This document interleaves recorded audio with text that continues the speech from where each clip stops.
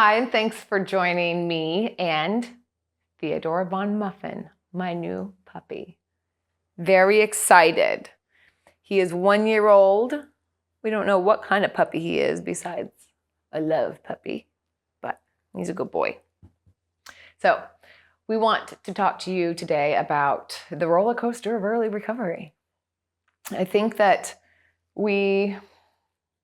when I say we, I'm not trying to actually speak for all of us, but there is in general, many people tend to think that once a substance has finished, like once we quit drinking or once we, break up with the partner or the acute thing that is causing pain, that things are going to just be brilliant and everything should be fine from here, right?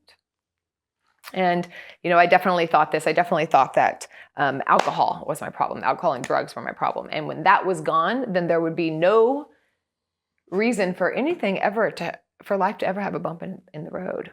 And I'm sure that you can see the problem and the challenge that would come from that thinking.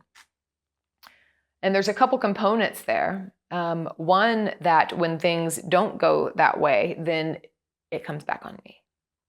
And there must be something wrong with me. If it's not, I thought that was the problem, but that's gone, then I'm the equation. But deeper than that is the thinking that the problem is the substance or the problem is the person. Because it's deeper than that. So if we take away the thing that we think is, if we take away the solution, if that's what we decide that it is, then when we take that away, then we're left with some issues. So we get to wade through that, but we get to do it with more clarity. So it's an exciting thing and it's a challenging thing because now we don't have the mechanism that's helped us soothe what we're going through. Because once all those things are gone and we lay down the armor and we lay down some of the masks that we've gotten so used to using, so identified with, then we're left with what remains. And I think that it's Pema Chodron that says that the real healing begins when we sift through what remains.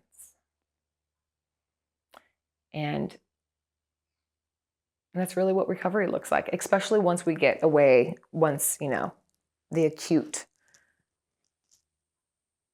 part of it is gone. Once we've put that away, once we've put the behavior away, what's there? And this really requires us to pull up, dig deep and to pull up and to practice this kindness and compassion for ourselves. There's a few things that happen in our brain. I love to talk about this. So we have some different parts in our brain and of our nervous system. So when we feel safe and at ease, we have the ability to pull up things like compassion. We have the ability to conjure up things like connection and listening and creating new patterns. But this all happens in the part of our system that is at ease, which is not a place where a lot of us are familiar with. So then what happens when we're not in that space is that we could be in one of our other states, like sympathetic state, for example, which draws on our protection mechanisms, our natural, and we're grateful to have these mechanisms in our body that are trying to protect us. And they do that through many, many different ways. But it's really hard to be in protection and in connection at the same time. So we're really needing to learn how to drop our defenses, but we have to feel safe to do that. Because some of the other things that come up in this protection mechanism is this is where we criticize. This is where we're judging. This is where we're blaming because we're trying to protect ourselves. It's natural. It makes sense. We're trying to do it for our survival, but we need to come to a space where we feel safe enough to integrate these other items. Because what we need in this recovery, what we need as we're having to re-navigate the world are things like curiosity and compassion and connection. And again, we need a certain nervous system brain state in order to do this.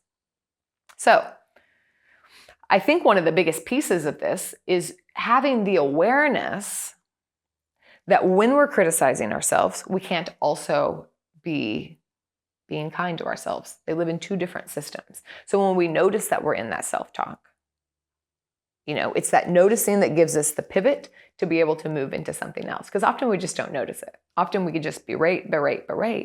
But when we notice it is one thing. We still have to move over here, but that's the first step of like, oh, okay, that this isn't helpful. How can we bring in some kindness? How can I be curious about what this feels like? How can I be curious about where this is coming from? Because the curiosity pulls us then into this state. Compassion, even if it doesn't even feel real at first, even if we're just, trying to be kind to ourselves, it still pulls us over into a different nervous system state and becomes more natural. If you want to learn more about this, then look up Bagel theory is really helpful. I'm reading a book right now. We're reading it in a book club that I'm doing with David O. Anchored, which really helps us befriend and navigate our nervous system states. And that really changes our whole perspective and outlook on everything. But the roller coaster of early recovery, again, is that we are remembering what you're doing right now is incredibly courageous and brave. You're dropping your defenses and your well-worn armor of the things that have helped you survive, and you're trying to navigate life without them. So there's a lot of states of recalibration, and it's going to be shaky. And bringing kindness to that navigation is going to be the softest way. I want to read you this quote real quick. So this is saying emotional relapses. So this is kind of speaking like we think we have figured it out, but oh my gosh, I think I'm crazy. Definitely think I'm crazy a lot. I have to remind myself of this. So whenever we feel like we've went backwards, emotional relapses are actually part of the process of integrating new states. Our brains and bodies can't integrate too much change at once. So every time we make a real leap, there's a necessary period of recalibration. But even when it feels as if you've taken 2 steps backwards for every step forward, if you look carefully, you'll see that you've actually landed in a new default position. A spiral moves gradually upward, cycling back to a position that looks very much like the same place that you've been, but it's actually an entirely new place altogether. When you look carefully at yourself, you may notice that you have more awareness so that when you catch yourself in an old pattern, you can move through it quickly. Perhaps the reactive pattern is simply less intense. But remember, you haven't moved backwards at all. You're simply moving forwards in a spiral rather than a straight line. I'm not sure who said that, but I'm glad that they did. So I love that. And I really have held that close of like, I'm moving in a spiral. Recovery is not a straight line. So I hope that this was helpful. Please let me know if it was, or if you have any questions or comments around it. Also, I have Emerge starts in a few weeks, and we have a few spots left. This is my favorite course to run. It's an 8-week online intensive, and we go through a lot of information, a lot of inner investigation, and we do it as a community. So it has about 3, sometimes 4 live stream classes a week. It's a lot, and it's beautiful, and it's potent, and it's quite shifting. Also going to be teaching an Emerge retreat in September, and you can find out information on that online, and that is will be 5 nights in Northern California. And yeah, that's what's going on. So let me know how this landed, and I hope to do more talks like this. So if you have questions, then please reach out and ask me, and I'd love to see what I've got for you. Thank you.